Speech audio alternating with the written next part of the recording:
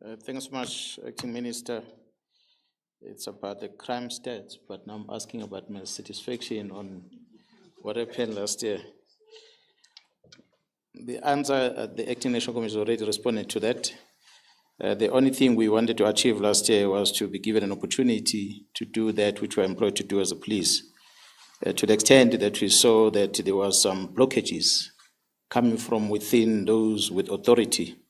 That's why we had to go out public. So we have seen, since the intervention from the president and the parliament and many structures of government, we are beginning to see cases enroll in court, and that is all what was a cry for us. Some criminals that were walking freely, they are now in custody. And we are seeing the beginning of the grinding of the criminal justice wheel as it's supposed to be. So, of course, there are a lot of work that needs to be done. But we hope that a lot will be achieved in this period. So I am satisfied.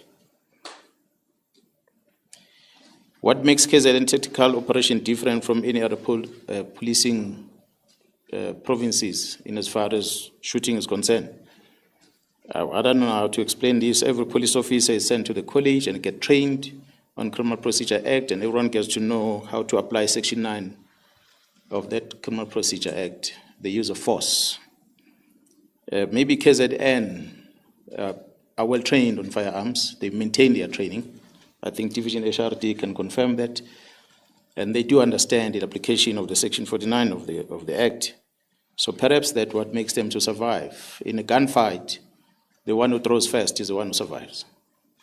Whether the KZN criminals are branded worse than the others in the province, and I'm sure the recent shooting happened in Gauteng recently, but Gauteng has not been asked this question. And it was deadly, not just. The biggest shooting I think that's happened in the country for over 19 almost suspect was in Limpopo, not even in KZN. But questions seem to be directed in KZN. I do not know what's the reason. But nonetheless, shooting happens across the country. It happens. Police officers are trained to work. And it might happen that shooting happens in KZN. It might not necessarily be police officers that are based in KZN. We know that South African police is a national department.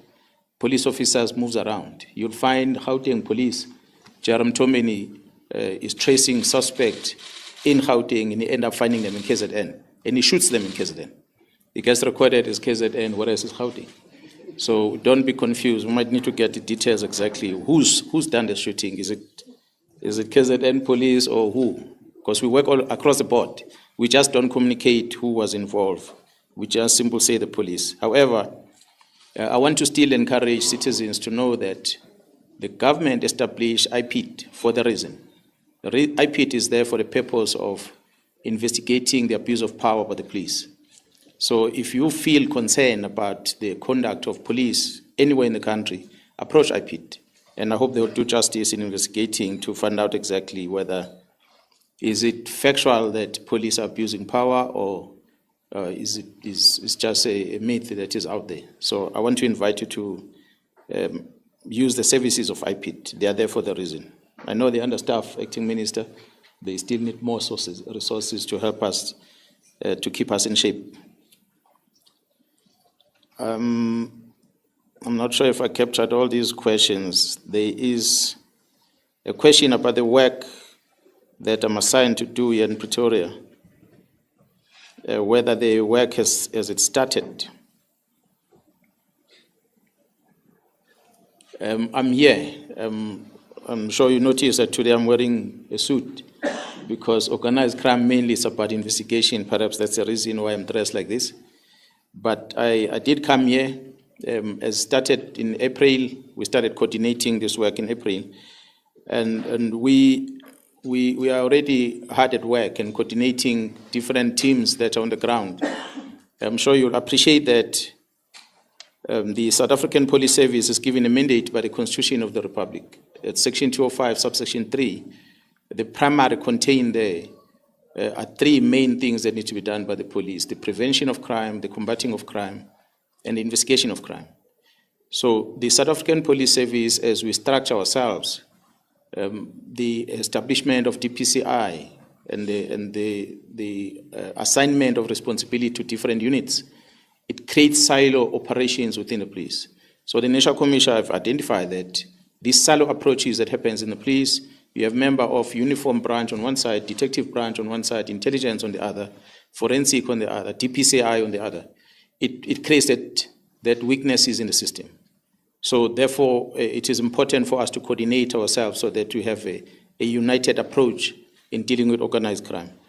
You'll see when you read Police Act, you'll find chapters that are specific and on Section 16 on how we should deal with organized crime, how we must collaborate with each other to make sure that from the DPCI, provinces and units, how we should assist each other in fighting crime.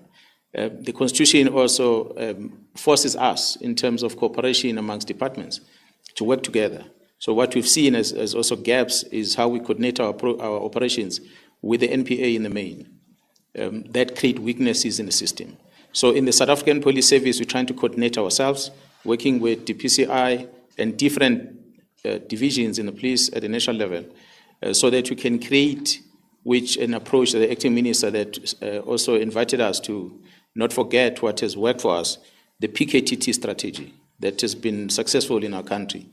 We basically bring all these teams together under one central command, and we focus on prioritization in terms of the syndicates that you need to tackle, and we deploy this entire team to go and tackle the syndicate in whatever province that we're going to assign them to go to. So that's what we are busy putting together at the national level, and we've got a command structure that we've set out. Myself, Gerald Nkosi from DPCI is part of it, and Gerald Sintumule, I think Gerald Kumalo, Gerald Mamuteti, amongst others. They are going to be part of the core command that is going to work in looking at the job that is going to be done by these teams that we're going to put it out there. So a PKTT approach is what is going to help us, because we are dealing with priority crimes that are affecting the country that you need to prioritize. So that is basic, in short, how I'm going to summarize the work that we're going to be doing. But the work has already started. The teams that the Acting National Commission was talking about, with the successes that they've already achieved, they are going to be part of what they're doing. Maybe in closing, the acting minister is that the PKTT will have been known as established for the purpose of political-related cases, but for the bigger part of the work that they've been doing, we've discovered through analysis that every crime or criminal case that they were dealing with is organized.